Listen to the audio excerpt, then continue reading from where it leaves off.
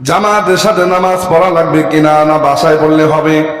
খেয়াল করবে, জামাতের সাথে নামাজ পড়া লাগবে কিনা, না বাসায় পড়লে নামাজ হবে, এই বিষয় নিয়ে আলোচনা করা হবে। মসজিদে দরকার আছে কিনা, মসজিদ ভাঙ্গে কি ঘরে নামাজ পড়লে হবে কিনা, তারা বুঝেন নাই? এই বিষয় নিয়ে আলোচনা করা হবে। আল্লাহ পাক রব্বুল আলামিন কোরআনের মধ্যে সর্বপ্রথম বলে দিয়েছেন, কি বলছেন লক্ষ্য করে শুনতে হবে। আল্লাহ পাক রব্বুল আলামিন বলেন, وأقيموا الصلاة وآتوا الزكاة واركعوا مع الراكعين।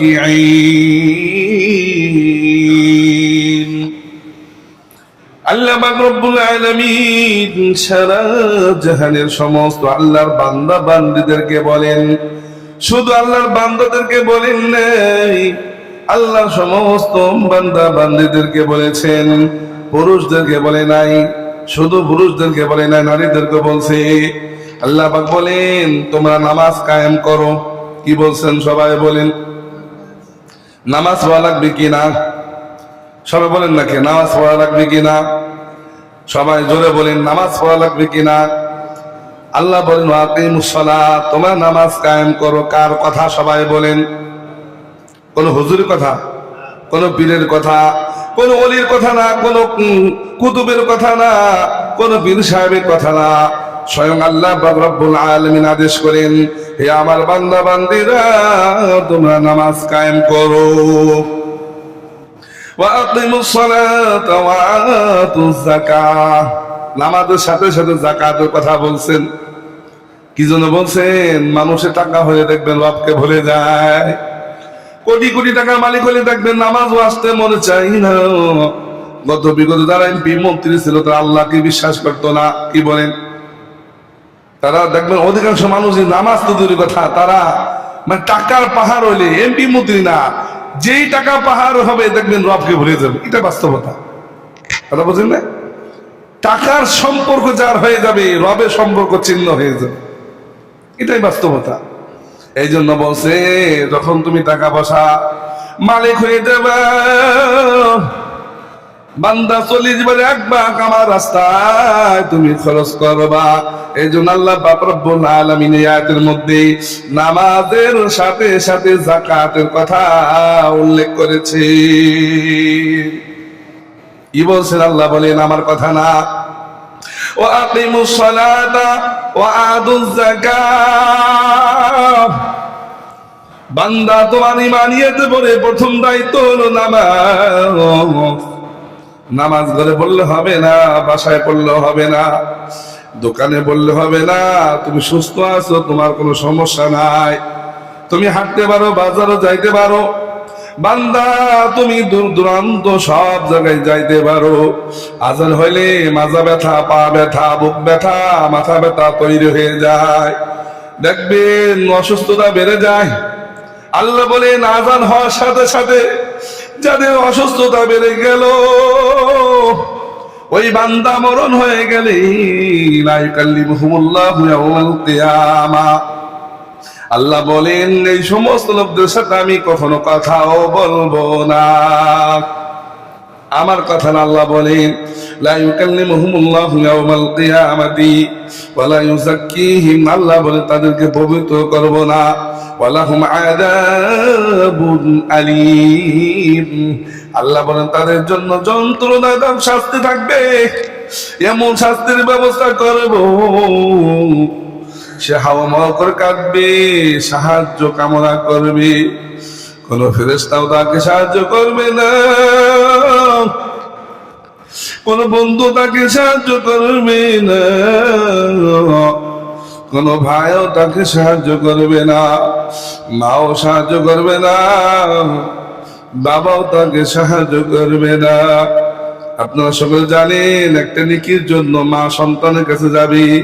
কোরআনের মধ্যে আছে একটা নেকির জন্য স্বামী স্ত্রীর কাছে যাবে, একটা নেকির জন্য স্ত্রী স্বামীর কাছে যাবে, বলবে আমার একটা নেকি দাও, কত বড় মুসিবতের মধ্যে পড়েছি, একটা নেকি দান করো।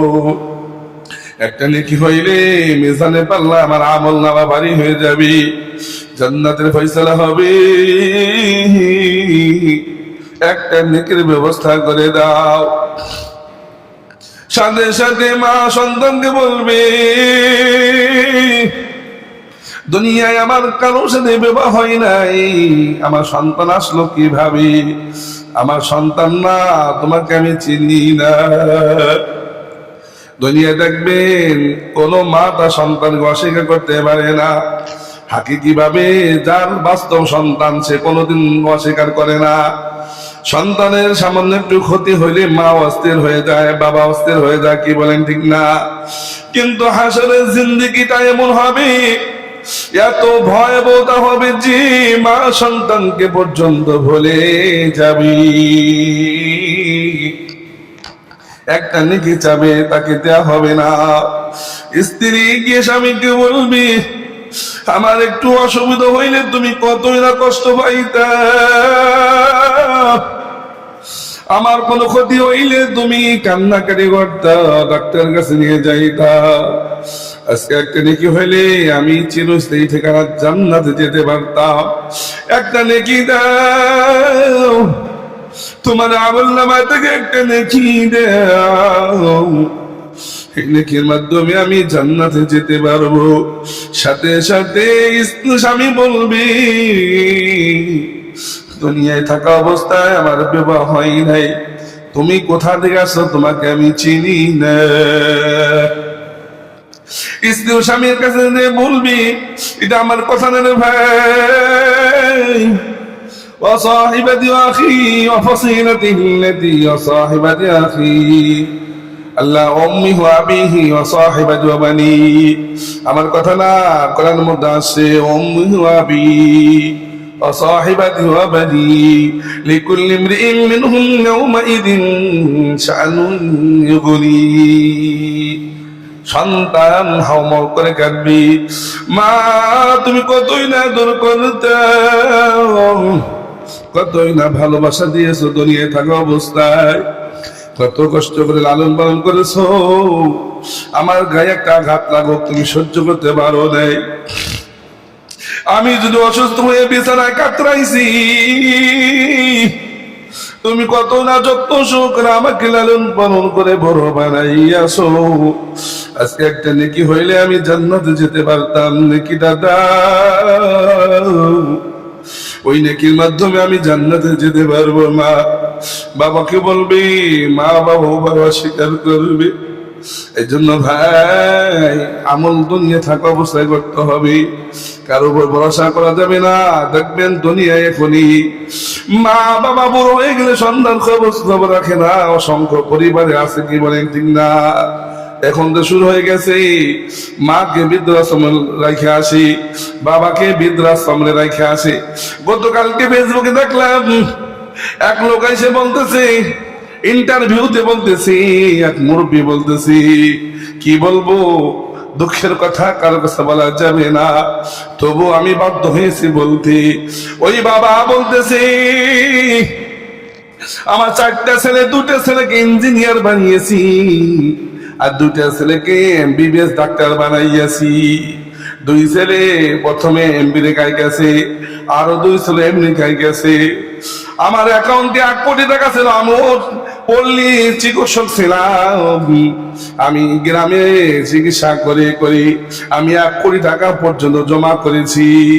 আমি হঠাৎ অসুস্থ হয়ে পড়লাম, সন্তানরা বিদেশ থেকে এসে বলি, বাবা ওই 1 কোটি টাকা যে তোমার অ্যাকাউন্টে আছে আমাদেরকে দিয়ে দাও, যখন তোমার ভালো মন্দ হবে আমরাই তো দেখবো তোমাকে। এই কথা বলে ওই অ্যাকাউন্ট থেকে 1 কোটি টাকা উত্তোলন করে বিদেশে চলে গেছে, বাবার খোঁজ খবর নেয় না। আফসোস করে কেঁদে কেঁদে বললো, কিছুদিন পরে দেখলাম আমার বাড়ির সামনে একটা গাড়ি আসছে, গাড়িতে করে আমাকে বৃদ্ধাশ্রমে নিয়ে যায়। আমি বললাম, বাবা তোমরা কি জন্য এসেছো? সরকারি লোকেরা বলি, চাচা তোমাকে নেওয়ার জন্য এসেছি। আপনার সন্তানরা আমাদেরকে কিছু টাকা দিয়েছে বৃদ্ধাশ্রমে ভর্তি করার জন্য।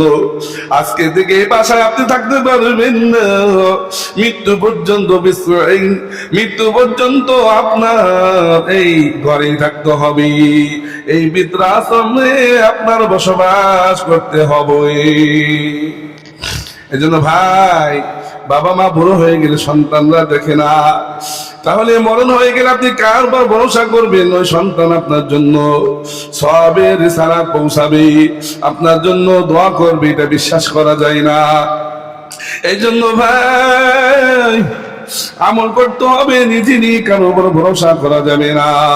এই জন্য আল্লাহ বলেন, বান্দা যতদিন তোমার হায়াত থাকবে, হায়াত পর্যন্ত তুমি আমল করে আসো, আমার প্রতি বিশ্বাস রাখো, আমার হুকুম পালন করো। মরণ হয়ে গেলে কারো উপর ভরসা তোমার করা লাগবে না। মরণ হয়ে গেলে আমি রব সোজা তোমাকে জান্নাত পর্যন্ত পৌঁছাইয়া দিব। আর একটা কথা বলি, যাদের সন্তান এখন আছে, একটা ছেলেকে হাফেজ বানান, একটা ছেলেকে কারি সাহেব বানান, একটা ছেলেকে আলেম বানান, দেখবেন মুস্তাকি হলে ওই সন্তান আপনার জন্য দোয়া করবে। কারণ আল্লাহ বলেন, ইন্নামা ইয়াখশাল্লাহ মিন ইবাদিহিল উলামা। এই পৃথিবীতে যত মানুষ আছে, সমস্ত মানুষদের মধ্যে উলামায়ে কেরাম একমাত্র বেশি আমাকে ভয় করে। দেখবেন একটা সন্তানকে আলেম বানাইলে আপনার ক্ষতি হবে না, হাফেজ বানাইলে ক্ষতি হবে না। ওই সন্তান আপনাকে জানাজার নামাজ পড়াবি, ওই সন্তান কবরে রেখে আসবি। রব্বির হামহুমা কামা রাব্বায়ানি সাগীরা, এই দোয়া বলে যখন চোখ থেকে 2 ফোঁটা পানি ফেলাইয়া দিবি, কেঁদে কেঁদে বলবি, আল্লাহ আমার আব্বা আম্মা সবাইকে যেইভাবে কষ্ট করে লালন পালন করিয়েছে, বড় বানাইয়েছে, হাফেজ আলেম বানাইয়েছে, আল্লাহ আজকে আমার মাও নাই, বাবাও নাই, আল্লাহ আজকে বাবাকে কবর রেখে আসতেছি, আল্লাহ দেখো আমার বাবাকে কবর শোয়াই দিচ্ছি। দুনিয়ার কোন মানুষের সাহায্য কাজে লাগবে না রে আল্লাহ, তুমি আমার আব্বাকে কবরের মধ্যে লালন পালনের ব্যবস্থা করে দিও, জান্নাতের একটা দরজা খুলে দিও। সন্তান যখন কেঁদে কেঁদে দোয়া করবি, সাথে সাথে কবরের মধ্যে জান্নাতের একটা দরজা খুলে দেওয়া হবে। সবাই সুবহানাল্লাহ বলবেন না? এজন্য ভাই, আলেম বানাইলে ক্ষতি নাই, হাফেজ বানাইলে ক্ষতি নাই, কারি সাহেব বানাইলেও ক্ষতি নাই। এই জন্য ভাই, তুমি যদি আলেম না হতে পারো, তখন তোমার সন্তানকে আলেম বানাও। আর তাও যদি না পারো, আলেমদেরকে মহাব্বত করো, কোনোদিন তাদেরকে কষ্ট দিবা না, তাদের সাথে খারাপ আচরণ করবে না, তাদেরকে মহাব্বত করতে শিখো। একজন আলেমের পাওয়ার কি জানোনি? মরণ হওয়ার সাথে সাথে ওই আলেমের দৃষ্টি পর্যন্ত যত লোক থাকবে, তাদেরকে সুপারিশ করার অনুমতি আল্লাহ পাক রব্বুল আলামিন ওই আলেমকে দান করবেন। যাই হোক ভাই, নামাজ পড়তে হবে, কি বলেন ঠিক না? আল্লাহ বলেন, আকিমুস সালাহ ওয়া আতুজ যাকাত ওয়ারকাউ মা'আর রাকিঈন। নামাজ পড়ো, যাকাত আদায় করো। নামাজ পড়া কোথায় গিয়ে? দোকানে না, আরে মাঠে ঘাটে না। আল্লাহ বলেন, রুকুকারীদের সাথে তুমি নামাজ পড়ো। যারা রুকু করে, যারা জামাতে শরীক হয়, তুমি তাদের সাথে শরীক হয়েও। ওয়ারকাউ মা'আর রাকিঈন। আল্লাহ বলেন, তুমি নামাজ পড়বা রুকুকারীদের সাথে। কেন জানোনি? কিয়ামতের ময়দানে আল্লাহ পাক রব্বুল আলামিন ওই রুকুকারীদেরকে ডেকে বলবেন, তোমার কি চাও পাওয়া আছে? আমার কাছে চাও, আমি রব তোমার সমস্ত আশাকে পূরণ করে দিব।